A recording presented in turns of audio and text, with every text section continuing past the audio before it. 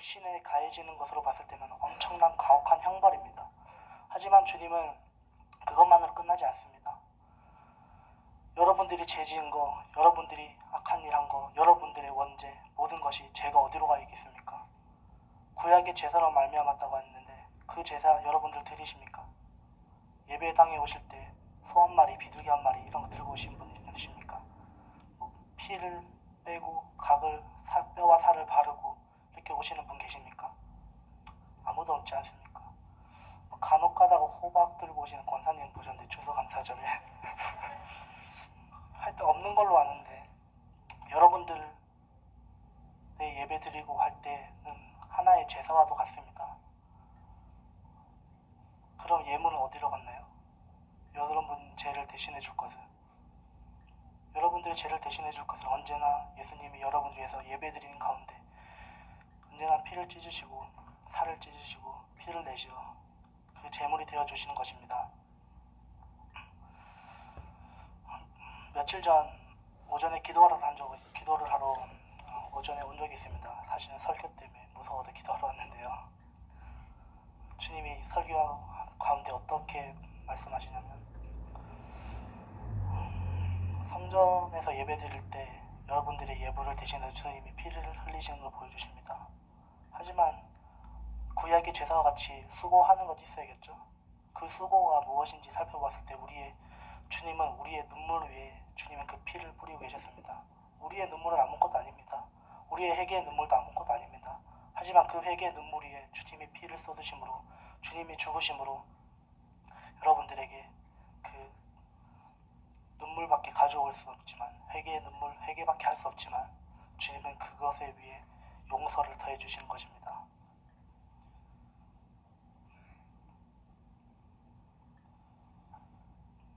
히브리서를 다시 살펴볼 텐데요. 히브리서 10장 17절에서 18절을 찾아보겠습니다.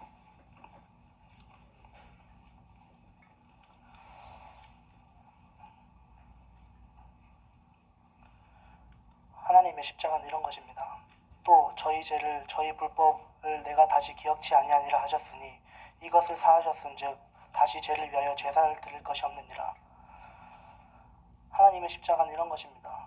예수님이 십자가를 대어 오시길 기뻐하셨던 이유도 이런 것 때문에 여러분의 죄를 영원히 사해 주시기 위해서 오셨습니다.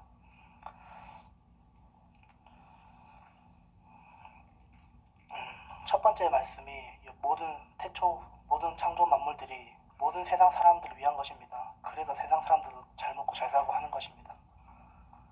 하지만 말씀 육신이 되신 예수 그리스도는 세상 사람들을 위한 것이 아닙니다.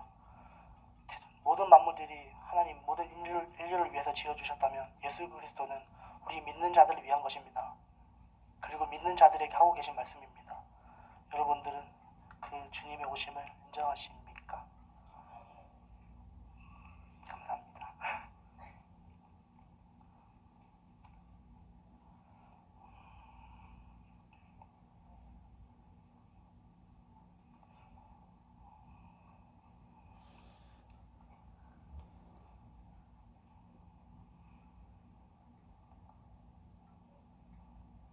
그렇게 우리를 기뻐함으로 오신 예수님, 우리랑 함께 하고 싶어서 사랑한다 말하고 싶어서 오신 예수님을 그렇게 십자가에 못을 박았습니다.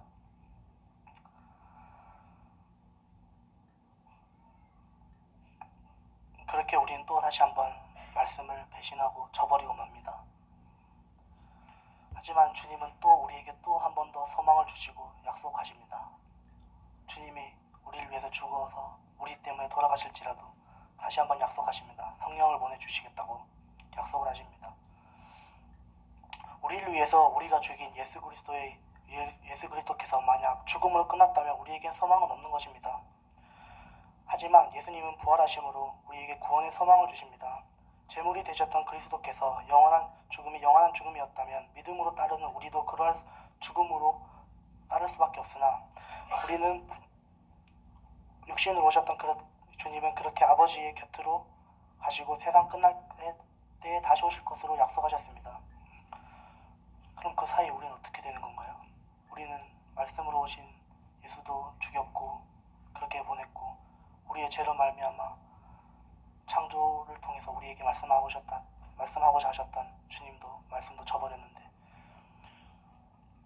주님은 우리를 그와 같이 내버려 두실까요? 아닙니다. 하나님의 영이 성령을 주실 거라 약속하시고 성령으로 우리와 동행하실 것을 또다시 한번 약속하셨습니다. 우리는 성령과의 기쁨의 나날을 누리는데요. 다시 본문 쪽으로 돌아가서 요한복음 14장 16절을 같이 읽겠습니다.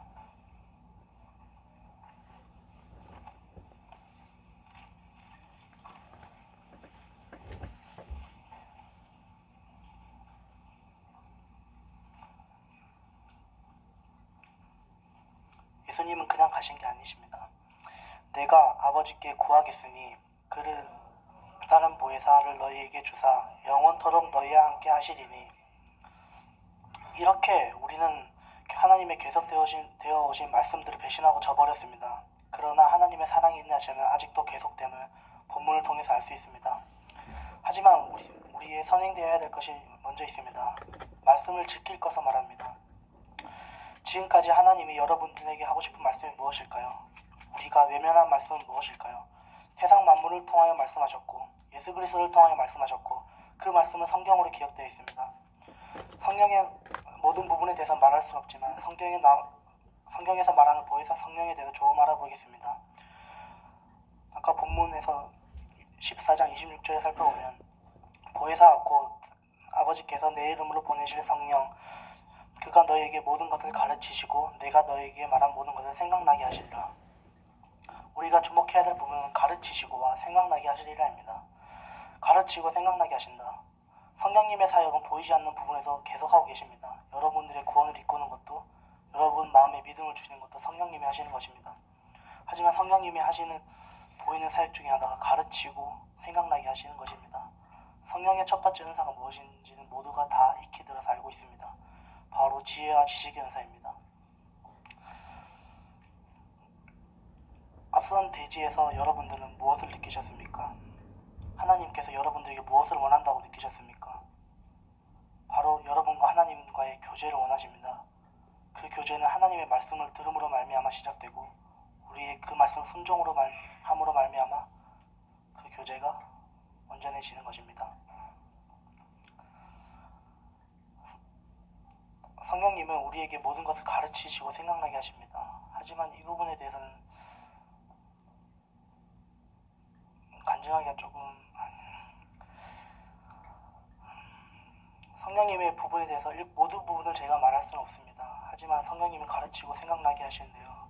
그 모든 은사적인 부분에서도 하십니다. 예언적인 부분에서도 하시고 모든 것을 깨닫게 하시고 능력이 나타나게도 하시고 그렇게 하시는데 저에겐 주님이 특별히 좀 더 예언적인 부분들을 많이 주셨습니다. 이렇게 할 것이다. 이렇게 힘들 것이다. 교회에는 이런 일이 생길 것이다. 주님은 계속 그런 식으로 말씀을 하셨는데요.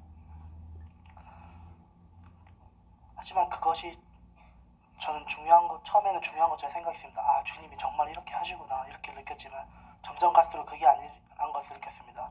저에게 믿음이 부족했고 저는 주님에 대한 확신이 부족했습니다. 제게 언제나 말씀해 주시는 성령도 저는 100% 믿지는 못했습니다. 왜냐하면 제가 성경에 대한 지식이 많이 없고 기도가 많이 부족하기 때문입니다. 하지만 주님은 계속 예언을 말씀해 주셨고 계속 성취해 나가셨습니다. 하지만 그 예언의 말씀과 성취는 그것으로 끝난 게 아니었습니다. 그것을 주신 이유를 한 번은 성령님께 기도하여 깨닫게 되었습니다. 모든 예언을 말씀하시고 성령님을 부어주시고 가르치시고 깨닫게 해주셨던 것들은 주님이 나를 사랑한다고 말했을 때, 내가 언제나 지쳐있을 때, 내가 주님께 사랑을 받을 수 없을 때 주님은 제게 언제나 사랑한다고 말씀하셨습니다. 하지만 저는 믿지 못합니다. 제가 그만한 상황이 못 되기 때문에, 저는 죄를 지었기 때문에, 순간순간 죄를 짓기 때문에 믿지 못한 나에게 주님은 그런 것들을 다시 한번 기억나게 하였습니다. 내가 그때 너에게 이루었던 말을 했던 게 나였고 동일한 나니라. 모든 능력과 나타남은 여러분 개인에게 있어서는 사랑한다는 말을 하기 위해서 주시는 것입니다. 성령님은 그렇게 기쁨으로 사랑으로 여러분과 함께 하시길 원하십니다. 그렇게 여러분 옆에서 말씀하고 계시고 성령님은 그렇게 옆에서 외치고 계십니다. 사랑한다고, 내 말 좀 들어달라고, 나를 좀 믿어달라고, 내가 너와 함께 하겠다고.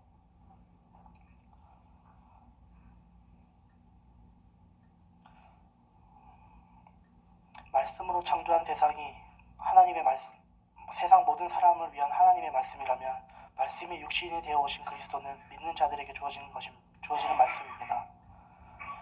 우리와 언제나 함께 하시는 말씀이신 성령님은 그리스도를 믿고 구하는 자들에게만 말씀하십니다. 이것이 우리가 누려야 될 기쁨과 소망입니다. 성령님은 여러분과 언제나 교제하기를 원하십니다.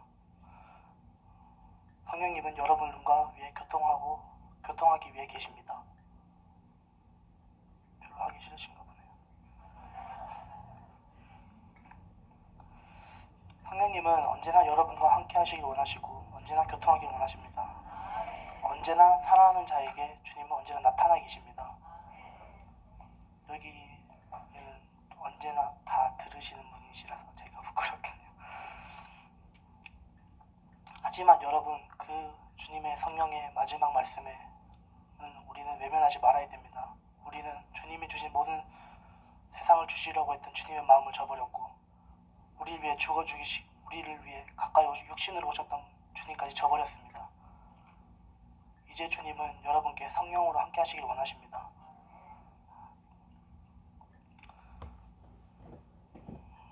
어찌 사랑한다 말하면서 사랑하는 이에게 상처를 주겠습니까? 어떻게 사랑한다 말하면서 사랑하는 이에게 기쁨을 주지 못하고 아픔을 주겠습니까?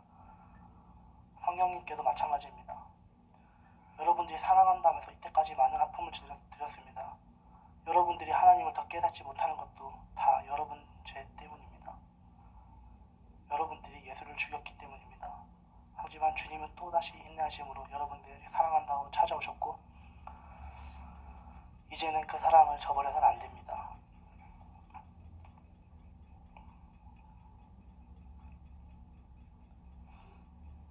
성령님이 또 해주셨던 것 중에 성령님을 저버리지 않는 방법은 순종하는 길입니다.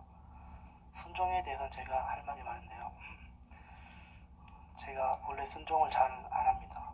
왜냐하면 성령님을 믿지만 한편으로는 또 인간인지라 불신의 마음도 가지고 있기 때문에 잘 무시를 합니다. 주님은 그래서 저에게 특별한 방법으로 훈련하셨는데요. 교통사고가 난 적이 있습니다. 이번에 다친 거 말고 이번에 차를 타고 가다가 주님이 사고를 나게 하셨는데요. 저는 주님과 교제가 되어 주님과 계속 얘기를 하던 중에 주님께서 차에서 내리라고 하셨습니다. 주님 저는 할 수 있어요. 주님 저는 갈래요. 재밌어요. 할래요. 이렇게 한번 우겼습니다. 주님 또 가다가 또 말리셨습니다. 내려라. 조수석으로 바꿔 타라. 저는 또 저는 할 수 있어요. 저는 재밌어요. 흥분도 돼 있었고 재미도 있었고 원래 하던 것이 하고 싶었습니다.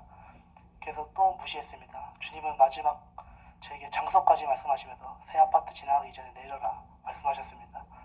저는 무시했습니다. 차의 속도는 계속 올라왔고 100km를 넘어섰고 5초도 그 말씀이 지나지 않아서 꽈당 했습니다. 100km 차로 박으면 죽을 텐데요. 저는 조금 사실 죽을 줄 알았습니다. 근데 머리털 하나도 안 다친 거였습니다. 하지만 저는 죽음을 경험했고 주님은 순종이 내 생명보다 낫다는 것을 몸으로 깨닫게 해주셨습니다. 여러분들도 절대 불순종하지 마시기 바랍니다. 성령을 외면하는 것 중에 하나가 예수 그리스도께서 우리에게는 언제나 주신다고 말씀하셨습니다. 하지만 구하지 않는 것은 성령을 외면하는 일이고 그 말씀을 다시 저버리는 일입니다. 구하라고 말씀하셨는데 구하지 않는 것은 여러분들이 또 말씀을 저버리는 일입니다. 그것은 성령을 저버리는 일입니다. 여러분들이 성령을 받지 못하는 것은 여러분의 책임입니다. 우리가 성령을 입지 않고서 모든 일을 할 수가 없는데요. 여러분들이 하시는 조그만 일이라도 성령을 입지 않고 일한다면 그것은 여러분의 일이 되고 하늘의 상급으로 쌓이지 못하게 됩니다. 또한 성령을 받지 못한다고 하더라면 성경이 여러분들에게 주어졌다 하더라도 그것의 의미와 뜻은 하나도 깨닫지 못하게 됩니다. 믿음이 없는 상태에서 믿음이 있는 자들에게 성령이 언제나 임하십니다. 믿음이 없는 상태에서 성경을 보게 되면 그 성경은 의심으로 가게 됩니다. 하지만 믿음이 있는 상태에서 성경을 보게 되면 그것은 여러분들의 신앙이 되게 됩니다. 단순한 지식에 그치는 것이 아니라 의심이 되며 불신앙으로 이끌어갑니다. 성령은 이렇듯 보이지 않게 여러분들을 이끌어가고 계십니다. 구하지 않는 것이 성령을 외면하는 것이라면 또한 순종하지 않는 것도 성령을 외면하는 것입니다. 그리고 아프고 슬프게 되는 것입니다. 이스라엘의 예를 들겠습니다. 이스라엘은 언제나 하나님께 용서를 구했고 사람을 구했고 도와주실 것을 구했습니다. 하지만 이스라엘 어떻게 했습니까? 다시 또 반역하고 다시 또 반역하고 그렇게 주님 자신들이 구했던 것을 자신들이 원했던 것을 순종하지 않았습니다. 얼마나 순종을 안 했으면 성경에 순종이 제사보다 낫단 말이 나왔겠습니까? 그들이 과연 제사의 의미를 잘 지키고 순종했더라면 그 말이 나왔겠습니까? 아닙니다. 그들은 형식뿐인 제사와 함께 하나님의 말씀을 순종치 않았습니다. 우리는 그렇지 않은가요? 주님께 구해달라고 해놓고 성령 부어달라 해놓고 주님이 말씀해 주셨던 거 하나도 지키지 않는 경우가 많지 않은가요? 부어달라기만 할 줄 알았지 그것을 지킬 줄 모르진 않나요?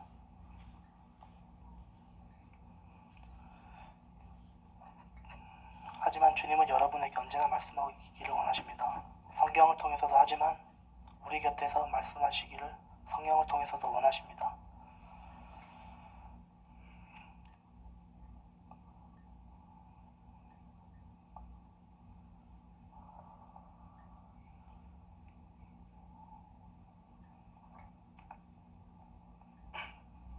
본문 말씀을 다시 읽겠습니다.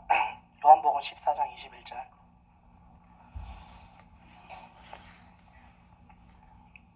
나의 계명을 가지고 지키는 자라야 나를 사랑하는 자니 나를 사랑하는 자는 내 아버지께 사랑을 받을 것이요 나도 그를 사랑하여 나타내리라. 주님의 성령이 여러분들이 오시는 것을 이 말씀을 통해서 알 수 있게 됩니다. 나의 계명을 가지고 지키는 자는 나를 사랑하는 자니 나를 사랑하는 자는 아버지께 내 사랑을 받을 것이요 나도 그를 사랑하여 그에게 나를 나타내리라. 이 문장에서는 많은 하나님의 하나님을 느낄 수 있게 되는데요. 나의 계명을 가지고 지키는 자라야 나를 사랑하는 자니 이건 예수님도 나오고요. 내 아버지께 사랑을 받을 것이니 성부 하나님에 대한 얘기도 나옵니다. 그리고 나를 나타내리라. 나타내신 성령의 하나님도 이렇게 나오게 되는데요.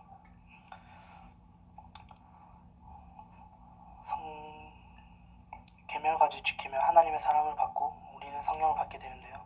그 성령을 통해서 우리는 먼저 만물을 통하여 하나님을 느낄 수 있게 됩니다.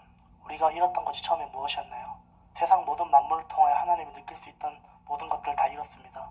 그것이 희미하게 남아있게 되는데요. 성령을 받고 그것이 더 강해지게 되면 하늘을 보고 하나님을 언제나 생각할 수 있게 되고 작은 것을 보더라도 언제나 하나님을 그리워하게 되고 이렇듯 만물을 통하여 하나님을 느낄 수 있게 됩니다. 그리고 또 성경 말씀을 통하여 깊이 있는 하나님을 알 수 있게 되는데요.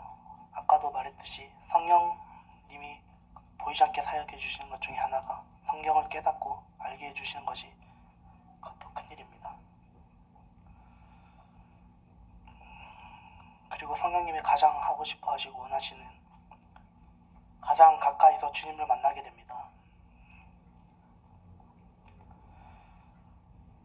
여기서 가장 가까이서 주를 만나게 되는 것은 성령님과 직접 동행하시는 말합니다. 그리고 주님이 언제 우리 함께 하시는 것을 말합니다. 주님은 언제나 여러분들에게 말씀하고 계십니다. 언제나 말씀하시기를 원하시고요. 사실 이 설교 올라오기 전에 주님이 먼저 주제를 말씀해 주셨습니다. 가만히 있다가 주제를 말씀해달라고 했더니 주님이 얘기를 안 해주시더니 며칠 전 주님 이제 끝나기 전에 주님이 그런 말씀 하시더군요. 주님은 말씀하셨고 나는 들었다. 이것이 주제다. 주님은 언제나 여러분들에게 말씀하고 계십니다. 주님 임재를 통해서도 그렇고 여러분들의 개인에게 주신 성령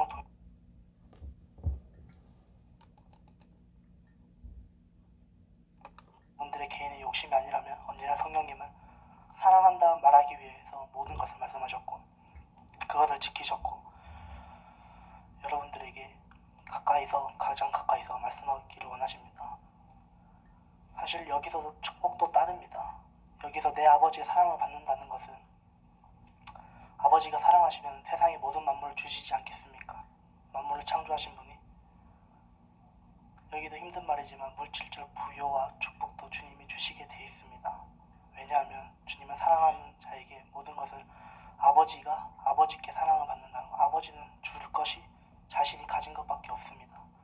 예수 그리스도마저 주셨는데 그로 말미암아 조그만 것들까지 못 주겠습니까? 물질에 대해서도 되게 경험을 많이 하게 되는데요. 어린 나이지만 제게 가진 것이 조그만 게 있으면 주님 언제나 가져가기를 원하십니다. 처음에 자전거가 있었는데 자전거를 3만 원에 샀습니다. 좋은 자전거다. 나에게 필요한 자전거다 하고 샀는데 주님은 제게 그것을 가져가시더군요. 팔았는데 6만 원이 됐어요. 근데 제가 가질 줄 알았어요. 정말 좋구나. 이렇게 싸게 샀는데 팔았다. 이렇게. 근데 주님은 달라고 하셨어요. 6만 원 제게는 엄청 소중한 거예요. 여러분도 어떨지 모르겠지만 저는 그때가 어떤 상황이었냐면 500원짜리 라면을 먹고 싶었는데 먹을 돈이 없어서 슬퍼서 아파할 때가 있었어요. 걸으면서 500원이 있는데 이것을 라면을 사 먹고 먹을까 아니면 그냥 가지고 슬프게 있을까 했습니다.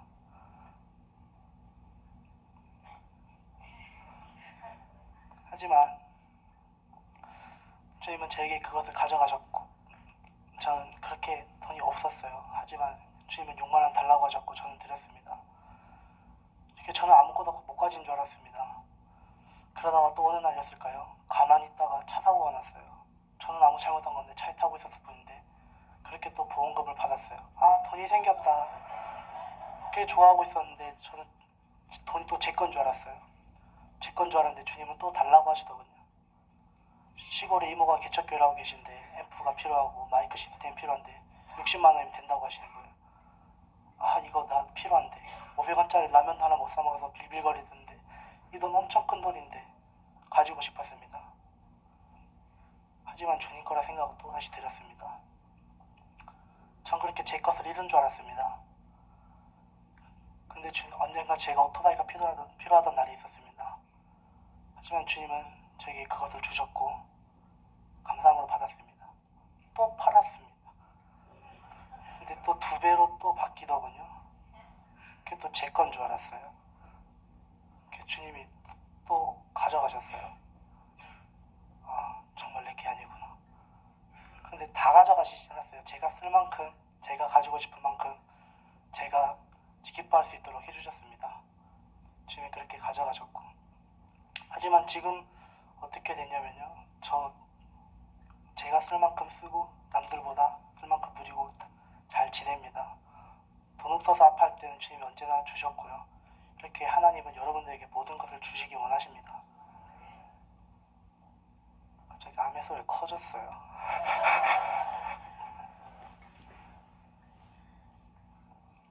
그렇게 성령님이 여러분들에게 주관하고 계시면 세상 만물을 통해서 주님이 여러분들을 도와주시고 사랑해 주시고 그리고 여러분들의 영에 성경 말씀을 더해 주심으로 여러분들의 영적 성장을 도와주시게 됩니다. 그리고 정말 하고 싶은 말은 3번 가장 가까이서 주님을 만나게 된다에 강조를 하고 싶은데요. 세상의 것이 중요하고도 또 중요합니다. 먹고 살 것도 우리가 잘해야 되는 것도 중요합니다. 하지만 주님 언제나 우리 곁에서 말씀하기를 원하십니다. 언제나 가까이 오기를 원하시고 언제나 가까이 와서 우리 있는 자들에게 중심을 보시고 언제나 말씀하고 원하십니다. 여러분들은 주님 임재에 대해서 어떻게 생각할지 모르지만 저는 가장 좋아하고 기뻐합니다. 주님이랑 있으면 맨날 노는 것밖에 없지만 주님 언제나 건질 것도 없다고 생각했고 시간 때우는 걸 생각했는데 그렇지 않습니다. 그것을 통해서 사랑한다고 말씀하셨고 제게 필요했던 것이었고 주님이 오면 뭔가 거창한 것을 얻을 것 같지만 거창한 것을 주시지 않습니다. 여러분들이 아플 때 한번 안아주시는 거, 그리고 좀 맞는 거. 여러분, 좀 가까이 오십시오. 이거 마이크 떼고 말하면 잘 안 들리잖아요. 가까이 오시면 들리잖아요. 주님 이렇게 소리치고 계셔도 못 들리면 그만입니다. 우리가 배신했던 거 알잖아요. 만물을 통해서 주시고자 하셨지만 우린 배신했고, 예수 그리스도를 보내주셨지만 우리 또 배신했고, 이제 그 성령님까지 배신하면 안 됩니다. 주님을 더 사랑합시다. 기도하겠습니다.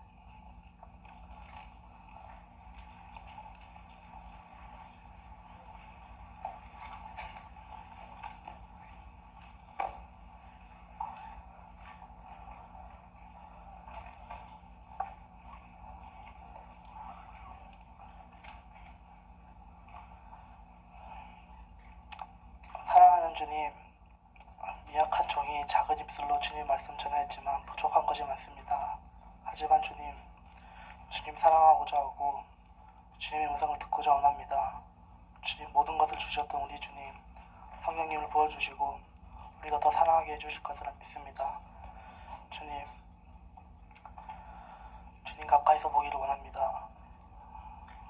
세상의 부요와 영광과 존귀를 원하는 것 아닙니다. 주님이 우리의 발을 씻기셨듯이 우리도 다른 이의 발을 씻기기를 원합니다.